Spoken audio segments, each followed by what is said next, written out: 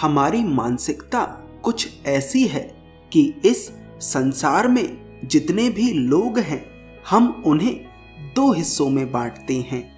पहला अच्छे लोग और दूसरा बुरे लोग। पर हम कभी भी यह प्रश्न अपने आप से नहीं पूछते कि कोई व्यक्ति अच्छा या बुरा बनता क्यों है, क्योंकि आवश्यक सवाल यह नहीं है कि हम अच्छे कैसे बने। आवश्यक सवाल यह है कि हम इतने बुरे क्यों बन गए हैं। अगर आप भी जानना चाहते हैं कि कोई व्यक्ति बुरा क्यों बन जाता है तो यह कहानी आपके लिए है। एक नगर में एक बहुत बड़ा और शातिर चोर रहा करता था। उस चोर के बारे में जानते तो सब थे, परंतु आज तक उसे कोई पकड़ नहीं पाया था। उसने अपना पूरा जीवन चोरी में लगा दिया था। उसके पूरे नगर में और उसके आसपास के इलाकों में भी उसकी बराबरी का चोर कोई नहीं था। उस चोर का एक बेटा भी था जिसे वह अपनी ही तरह एक शातिर चोर बनाना चाहता था। वह चोर अपने बेटे को हमेशा एक बात सिखाता था कि बेटा कभी भी किसी साधु सन्यासी का उपदेश मत सुनना। अगर कोई तुमसे कुछ कहने भी लगे तो अपने कान बंद कर लेना और वहां से भाग जाना। उस चोर का बेटा उसकी इस बात को बचपन से ही सुनता आ रहा था, जिसके कारण यह बात उसके मन में बैठ गई थी। क्योंकि उस लड़के का पूरा ध्यान चोरी करने पर ही था, इसलिए वह भी अपने पिता की तरह एक शातिर चोर बन जाता है। हमारा ध्यान जिस भी चीज पर होता है हम उस चीज में माहिर हो जाते हैं। एक दिन वह चोर सोचता है कि छोटी मोटी चोरियां तो बहुत कर ली, क्यों ना आज राजा के महल में ही डाका डालूं। राजा के महल में चोरी करने के उद्देश्य से वह चोर महल की ओर चल पड़ता है। मार्ग में उसे कुछ लोगों की एक भीड़ नजर आती है। वह उस भीड़ को देखकर रुकता है और देखता है कि वे लोग क्या कर रहे हैं। जब वह चोर भीड़ के करीब जाता है तो देखता है कि सभी लोग एक एक कर एक सन्यासी के चरणों में गिर उनका आशीर्वाद ले रहे हैं। वे सन्यासी और कोई नहीं बल्कि बुद्ध थे। वह चोर भी बुद्ध को देख उनकी तरफ आकर्षित होता है, क्योंकि उसने भी पहली बार किसी इतने तेजस्वी व्यक्ति को देखा था। अचानक उसे अपने पिता की बात याद आती है कि साधु सन्यासियों से दूर रहना है। एक बार को वह सोचता है कि वह वहां से चला जाए, पर फिर उसके मन में एक प्रश्न उठता है कि पिताजी ऐसा कहते क्यों थे।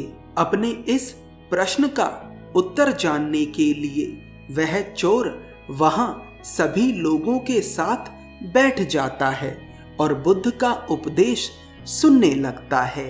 बुद्ध उस उपदेश में झूठ बोलने की व्यर्थता और विश्वासघात के बारे में बताते हैं। उपदेश समाप्त होने के बाद वहां बैठे सभी लोग अपने अपने घर चले जाते हैं। वह चोर भी महल की ओर चल पड़ता है। रास्ते में चलते चलते चोर सोचता है कि क्यों ना आज उपदेश में कही गई बात को मानकर ही देख लिया जाए। वह चोर महल की दीवार कूदने की बजाय महल के द्वार से ही प्रवेश करने लगता है। ऐसा करते देख उसे द्वारपाल रोकता है और पूछता है, कौन हो भाई, कहाँ जा रहे हो? वह चोर कहता है, मैं चोर हूँ और चोरी करने जा रहा हूँ। उस चोर की बात सुन द्वारपाल सोचता है कि महल का नौकर होगा, मुझसे मजाक कर रहा है। वैसे भी कोई चोर अपने आप को चोर नहीं बताता। वह द्वारपाल उस चोर को महल में प्रवेश करने की अनुमति दे देता है। महल में प्रवेश करने के बाद वह चोर उस तिजोरी तक पहुंच जाता है जहां खजाना रखा था। वह उस तिजोरी को तोड़कर बहुत सारा धन अपनी पोटली में भर लेता है। धन लेकर जैसे ही वह चोर वहां से जाने लगता है, उसे रसोई नजर आती है। महल के सभी लोग सो रहे थे, इसलिए उस समय रसोई में कोई नहीं था। उस चोर को बहुत जोर से भूख लगी थी, इसलिए वह चोर रसोई में जाता है और पेट भरकर खाता है। भोजन करके वह चोर वहां से जाने लगता है। अचानक उसे बुद्ध की दूसरी बात याद आती है कि हमें किसी के साथ विश्वासघात नहीं करना चाहिए। जिसका हमने नमक खाया है उसके साथ छल नहीं करना चाहिए। वह चोर मन ही मन सोचता है कि मैंने इन राजमहल वालों का नमक खाया है और अगर मैं इस धन को चोरी कर कर ले जाऊंगा तो यह विश्वासघात होगा। इसलिए वह चोर उस धन को रसोई में ही छोड़कर जाने लगता है। ऐसा करते हुए उस चोर को महल का एक व्यक्ति देख लेता है और वह शोर मचा देता है कि महल में चोर घुस गया है। राजा के सिपाही उस चोर को पकड़ लेते हैं और उसे राजा के पास ले जाते हैं। राजा चोर से पूछता है, जब तुमने धन चुरा ही लिया था तो तुम उसे छोड़कर क्यों जा रहे थे?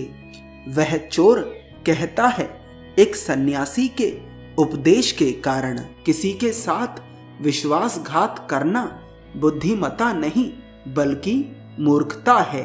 जिसके भोजन को खाकर हमें जीवन मिला है, हमें उसके साथ विश्वासघात नहीं करना चाहिए।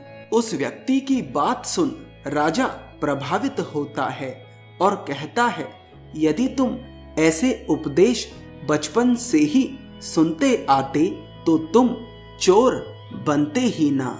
जाओ, मैं तुम्हें छोड़ता हूं, लेकिन एक बात हमेशा याद रखना कि सही संगत और सही उपदेश ही व्यक्ति का जीवन बदलते हैं। इस कहानी का उद्देश्य आपको केवल ये सिखाना नहीं है कि आप किसी के साथ विश्वासघात ना करें या झूठ ना बोलें। यह कहानी आपको सिखाना चाहती है कि आप बुरे केवल तब तक ही हैं जब तक कि आप सही उपदेश और सही संगत करना शुरू नहीं कर देते।